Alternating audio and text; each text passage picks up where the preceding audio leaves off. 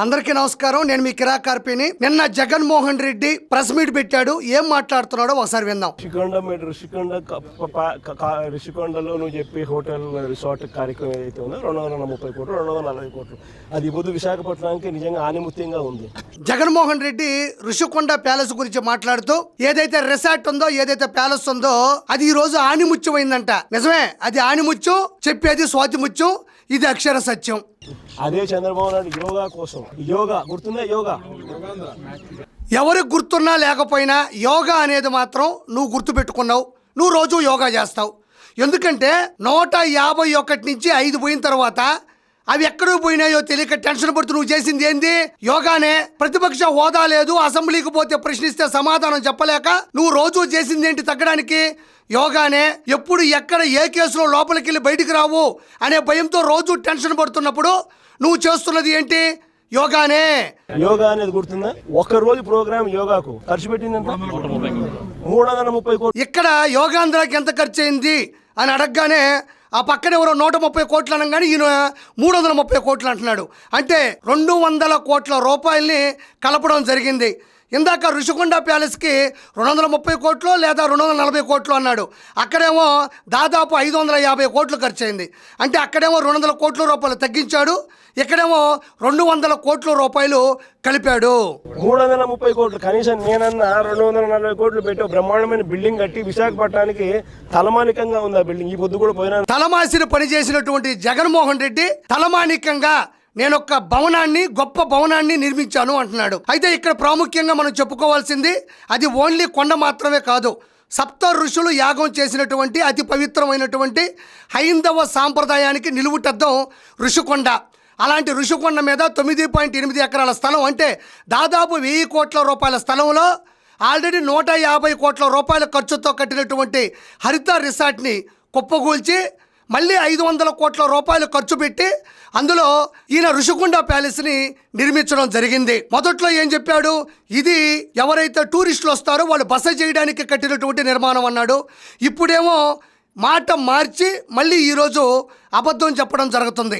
ఆ బిల్డింగ్ లోకి ఎవరైనా పోయి చూస్తే విశాఖపట్నం అంతా టూరిస్ట్ ప్లేస్ కింద కనపడుతుంది. ఆ పెద్ద పెద్ద వాళ్ళందరూ దాంట్లో వచ్చి గవర్నర్ గారు పోయినారు అనుకో, మోడీ గారు వచ్చినారు అనుకో, లేకపోతే పుతిన్ వచ్చినాడు అనుకో, రష్యన్ ప్రెసిడెంట్. ఇప్పుడు జగన్మోహన్ రెడ్డి నిజం చెప్పు, గవర్నర్ వచ్చినా, మోదీ గారు వచ్చినా, పుతిన్ వచ్చినా ఇలాంటి పెద్దవాళ్ళందరూ కూడా అందులో దిగచ్చు అని చెప్తున్నావు. మరి 2019 నుంచి 2024 మధ్యన ప్రధానమంత్రి మోదీ గారే కదా, మరి ఎందుకు తీసుకొని వచ్చి అందులో నువ్వు దింపలేదు? గవర్నర్ గారు నువ్వు పిలిస్తే రారా, నువ్వెందుకు దింపలేదు? పుతిన్ గారిని తీసుకొచ్చి నువ్వెందుకు అందులో పెట్టలేదు?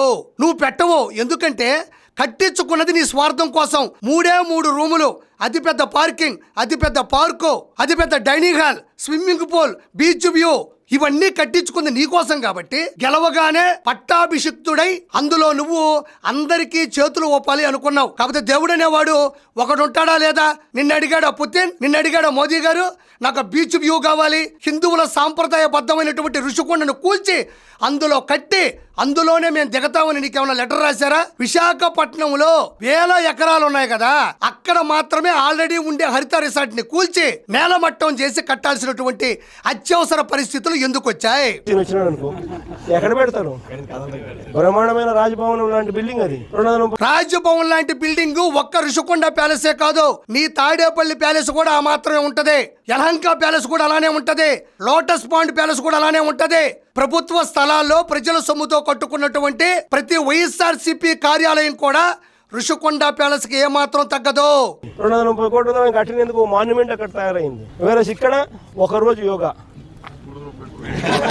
అని చెప్పి ఇలా చూపిస్తున్నాడు. ఈ రోజు పార్టీ చచ్చిపోయింది. వైఎస్ఆర్సీపీ పార్టీ 151 నుంచి 11కు పడిపోయి ప్రతిపక్ష హోదా లేకుండా, అసెంబ్లీకి వచ్చే దమ్ము లేకుండా, అన్ని మీడియా ఛానల్స్ ఉండగా మాట్లాడే తీరు కూడా చచ్చిపోయింది. కాబట్టి జగన్మోహన్ రెడ్డి ఇలా పెట్టడంలో తప్పు లేదు.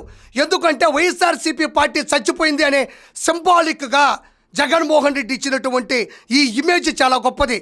దీన్ని క్లిక్ చేసి అందరూ కూడా ఇళ్లలో పెట్టుకోండి.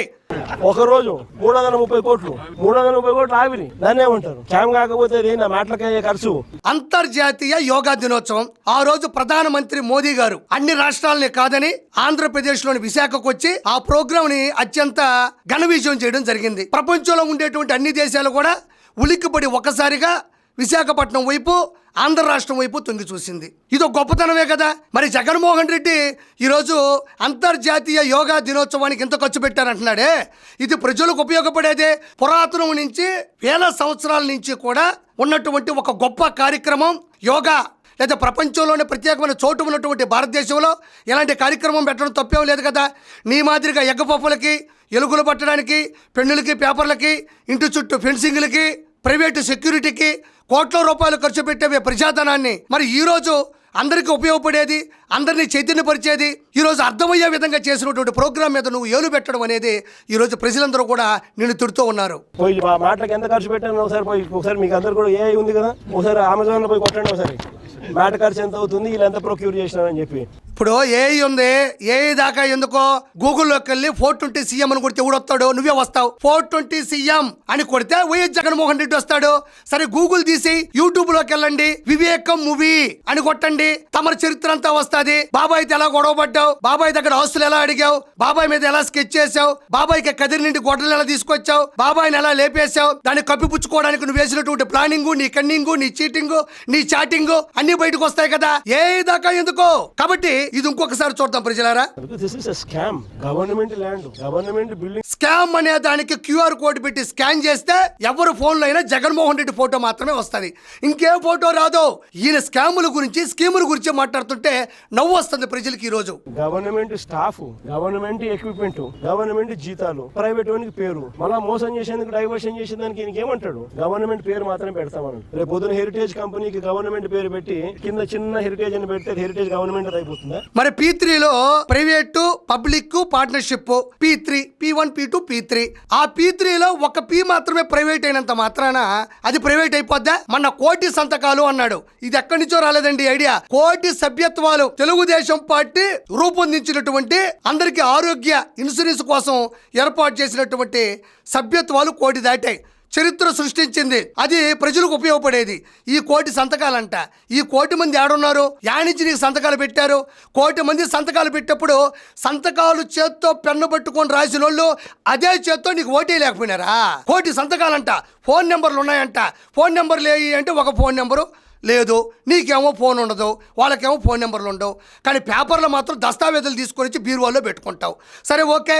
ఈ మధ్యకాలంలో కొంతమంది అక్కడ మహిళలు వైఎస్ఆర్సీపీ జెండా పట్టుకొని ఉన్నారు.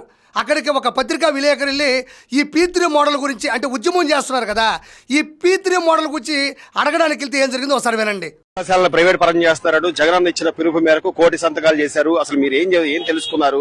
ఈ PPP పద్ధతి అంటే అసలు ఏంటి? ఏమన్నా మీకు చెప్పారా? తెలిసిందా? ఏం చెప్పలేదు. మరి ఎందుకు వచ్చారు? ఏంటి రమ్మాలని వచ్చామండి ర్యాలీకి. అంతే. అమ్మ మీరేం చెబుతారు? మేమంతే. అంటే ఇది వ్యతిరేకిస్తున్నారా? వ్యతిరేకించట్లేదేమి, నార్మల్. మీకు తెలుసా ఈ PPP పద్ధతి అంటే ఏంటి? చెప్పారా? తెలుసా? ఇవి తెలియదు. ఇప్పుడు అక్కడ మహిళలు ఉన్నారు, అమాయకంగా ఉన్నారు, వాళ్ళ చేతిలో జెండా పెట్టారు. వాళ్ళ దగ్గరికి వెళ్ళి అడిగినప్పుడు ఏమ్మా మీకేం తెలుసు అంటే నా తెలీదు. మరి వాళ్ళకి ఏం తెలుస్తాయి చెప్పండి? P3 మోడల్ అంటే వాళ్ళ దృష్టిలో గానీ జగన్మోహన్ రెడ్డి దృష్టిలో ఫోన్ కొట్టడం, వచ్చిన తర్వాత పార్సిల్ మీల్స్ పెట్టడం, వెళ్ళేటప్పుడు 10 రూపాయలు ముట్టడం. ఫోన్ కొట్టారా, వచ్చిన తర్వాత పార్సిల్ మీల్స్ పెట్టారా, వెళ్ళేటప్పుడు 10 రూపాయలు ముట్టారా, చేతిలో పెట్టిన తర్వాత వాళ్ళు ఆనందంగా వెళ్ళిపోతారు. వాళ్ళని అడిగితే వాళ్ళు ఏం చెప్తారు? మొత్తం వాళ్ళ వైఖరైనా వాళ్ళ విలేకరైనా చేసే పని అంతా ఇదే. కాబట్టి ఇక్కడ మీకు ప్రత్యక్ష ఉదాహరణ వచ్చేసింది. ఎక్కడ వీళ్ళ చూస్తేనే అర్థమైనప్పుడు కోటి సంతకాలు ఎక్కడ వచ్చినాయని నేను మనస్ఫూర్తిగా కోరుకుంటున్నా. అయితే చంద్రబాబు నాయుడు గారు ఆంధ్రప్రదేశ్కి సంబంధించినటువంటి ఏ అయితే మెడికల్ కాలేజీలు ఉన్నాయో వాటిని ప్రైవేటీబద్ధం చేస్తున్నారు అని చెప్పేసి జగన్మోహన్ రెడ్డి అందుకో మాట్లాడుతూ ఉన్నారు. ఈ P3 అంటే పబ్లిక్ ప్రైవేట్ పార్ట్నర్షిప్ అనేది చంద్రబాబు నాయుడు గారు మాత్రమే తీసుకొచ్చారా? ఆయనే ప్రవేశపెట్టారా? ఇంతకుముందు ఇది చరిత్రలో లేదా? ఆంధ్రప్రదేశ్లో ఉండేటువంటి మెడికల్ కాలేజీ మాత్రమే P3 మోడల్లో ముందుకెళ్తున్నాయా అని అంటే ఎవరు చెప్పినటువంటి ఒక విషయం నేను చెప్తున్నా. గూగుల్లోకి వెళ్ళి నేను సెర్చ్ చేశాను. P3 model medical colleges in Indian states అని కొడితే ఆంధ్రప్రదేశ్లో ఉండేటి మాత్రమే కాదు, భారతదేశ వ్యాప్తంగా ఉండే అన్ని రాష్ట్రాల్లో కూడా P3 model colleges, medical colleges కూడా నిర్మాణంలో ఉన్నాయి, ముందుకు సాగుతూ ఉన్నాయి, నెంబర్ 1 స్థానంలో ఉన్నాయి. అవి ఏంటి అనేది నేను చెప్తూ ఉంటా, కాబట్టి మీరు గూగుల్లో ఎతకండి. Number 1 Shri Siddhartha medical college, Tumkur Karnataka. Maharishi Markandeshwar medical college, Ambala Haryana, Kasturba medical college Manipal Karnataka, Bengaluru medical college and research institute, doctor D Y Patil college Pune Maharashtra, Shri Ramachandra medical college and research institute, Mahaveer medical college Moradabad UP, Shri Gokulam medical college Trivandrum Kerala, Bharatiya Vidyapeeth medical college Pune Maharashtra. నేను మచ్చు తణుకు 9 మెడికల్ కాలేజీలు మాత్రమే చెప్పా. ఈ 9 కాలేజీలు భారతదేశంలో వివిధ రాష్ట్రాల్లో ఉండేటువంటి, మనకన్నా అతిపెద్ద రాష్ట్రాల్లో ఉండేటువంటి ఈ మెడికల్ కాలేజీలన్నీ కూడా P3 పద్ధతిలోనే ముందుకెళ్తున్నాయి. కాబట్టి ఇది ఒక చంద్రబాబు నాయుడు గారే తీసుకొచ్చినటువంటి నినాదం కాదు. ఇది కేవలం ఈ కాలేజీలు ప్లస్ ఇంకా ఎన్నో కాలేజీలు కూడా P3 మోడల్లో ఈ రోజు చరిత్రలో నిలబడి ఉన్నాయి. ఈ రోజు అంతర్జాతీయంగా ఉండేటువంటి ఇంటర్నేషనల్ ఎయిర్పోర్ట్స్ కావచ్చు, నేషనల్ హైవేస్ కావచ్చు, టోల్ గేట్స్ కావచ్చు, పెద్ద పెద్ద భవన నిర్మాణాలు కావచ్చు, ఇవన్నీ కూడా P3 పద్ధతిలోనే ముందుకు కొనసాగుతున్నాయి. కావాలంటే సెర్చ్ చేసుకోండి. Thank you so much.